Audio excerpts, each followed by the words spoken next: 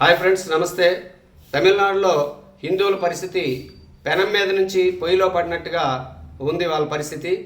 ఎందుకంటే అక్కడ TVK party వచ్చింది కులమతాలకు అతీతంగా అందరినీ సమానంగా చూస్తూ ఒక ప్రజాస్వామ్య పద్ధతిలో నడుపుతారనేసి అక్కడ ఉన్నటువంటి ప్రజలు చాలామంది ఆలోచించి టీవీకే పార్టీకి ఓట్లు వేయడం జరిగింది.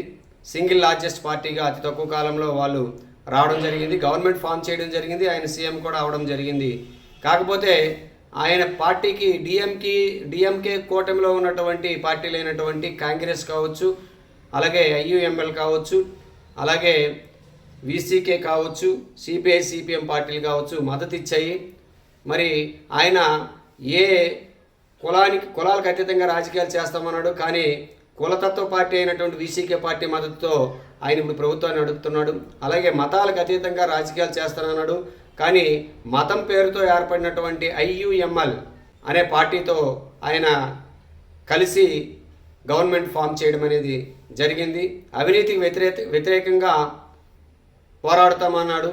కానీ అవినీతిలో కూరుకుపోయినటువంటి కాంగ్రెస్ పార్టీతో కలిపి ఆయన గవర్నమెంట్ ఫామ్ చేయడం జరిగింది. అంటే కొత్త సీసాలో పాత సారా అన్నట్టుగా ఇప్పుడు టీవీకే పార్టీ విధానాలు కూడా డిఎంకే పార్టీ విధానాలాగే ఉన్నాయి. మరి ఆ ప్రత్యేకంగా ఏమీ తేడా ఏం కనిపించట్లేదు. పైగా కొత్తగా జరిగినటువంటి అసెంబ్లీ సమావేశంలో ఉదయనిధి స్టాలిన్ మళ్ళీ సనాతన ధర్మాన్ని ఎరాడికేట్ చేయాలని అంటే ఆయనకి స్వాగతం పలుకుతున్నట్టు సంతోషంగా నవ్వుతూ నమస్కారం చేశాడు జోసెఫ్ విజయ్. మరి ఆయన క్రిస్టియన్ కావడం వల్ల కావచ్చు, లేకపోతే ఇంకేదో కావచ్చు, సనాతన ధర్మాన్ని ఎరాడికేట్ చేయాలంటే ఆయన ఎటువంటి బాధ కలలేదు. ఆయన ముఖ కవలికల్లో ఎటువంటి మార్పు కూడా జరగలేదు. మరి తమిళనాడు హిందువులు అసలు వాళ్ళు హిందువులా కాదా అర్థం కావట్లేదు. ఎందుకంటే అక్కడ చాలా భారతదేశం మొత్తం మీద కంటే తమిళనాడులోనే ఎక్కువ గుళ్ళు ఉన్నాయి, ప్రసిద్ధమైన గుళ్ళు ఉన్నాయి. తమిళనాడులో చాలామంది 85% పైగా హిందువులు ఉన్నారు. చాలామంది పెద్ద పెద్ద బొట్లు పెట్టుకొని గుళ్ళకి వెళ్ళి పడిపడి మొక్కేస్తుంటారు. కానీ సనాతన ధర్మం వేరు, హిందుత్వం వేరే అని అనుకుంటున్నారు. సనాతన ధర్మం అనేది ముందు. సనాతన ధర్మం అంటే అసలు శాశ్వతమైన ధర్మం అనేది. మరి అటువంటి శాశ్వతమైనటువంటి ధర్మాన్ని ఎరాడికేట్ చేస్తామంటే ఎలా ఒప్పుకుంటారు? అసలు అది సనాతన ధర్మం అనేది ఒక జీవన విధానం. దాన్ని ఎవరు ఎరాడికేట్ చేయలేరు. మతాలు వేరు, సనాతన ధర్మం వేరు. ఈ సనాతన ధర్మాన్ని ఆచరిస్తున్న వాళ్ళకి హిందువులనే ఒక పేరు పెట్టారు తప్ప ఈ మతాలేవి పుట్టక ముందు నుంచే సనాతన ధర్మం అనేది ఉంది. ఈ మిగతా మతాలు వచ్చిన తర్వాత దీనికి ఏదో ఒక మతం పేరు పెట్టాలి కదా అని చెప్పేసి ఈ అరేబియన్ కంట్రీస్ నుంచి వచ్చినటువంటి వాళ్ళు సింధువులు అనలేక, సింధు నది దాటిన తర్వాత ఉన్న వాళ్ళందరినీ సింధువులు అనలేక హిందువులని వాళ్ళు పలకలేరు, సాని హాగా పలుకుతుంటారు. కాబట్టి హిందువులు అని పిలవడం అనేది జరిగింది. అక్కడి నుంచి హిందూ మతం అని బ్రిటిష్ వాళ్ళు కూడా కంటిన్యూ చేయడం జరిగింది తప్ప ఇది హిందూ మతం కాదు. మతం అంటే ఎవరైనా స్థాపించినది అవ్వాలి. ఈ సనాతన ధర్మాన్ని ఎవరు స్థాపించారంటే ఎవరు చెప్పలేరు.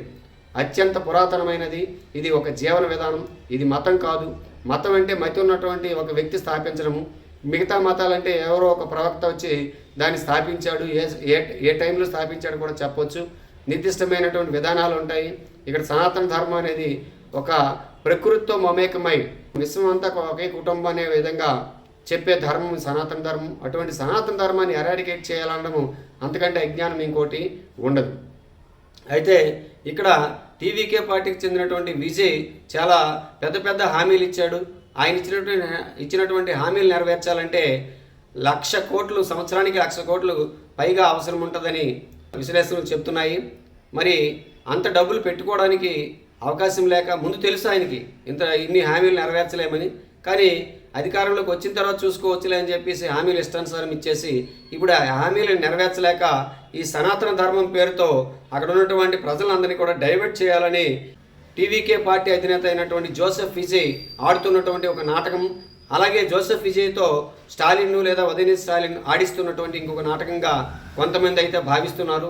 ఏమో ఇది నిజం కావచ్చేమో అనిపిస్తుంది. ఏదేమైనప్పటికీ అక్కడ తమిళనాడులో ఉన్నటువంటి హిందువులు కొంత మార్పు వచ్చింది కాబట్టి డిఎంకే పార్టీని పక్కన పెట్టగలిగారు.